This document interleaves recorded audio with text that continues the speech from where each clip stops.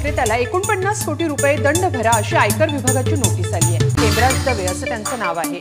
दवे यांच्या खात्यात 34 कोटी रुपयांच्या बेकायदेशीर व्यवहाराबाबत आयकर विभागाने ही नोटीस पाठवली।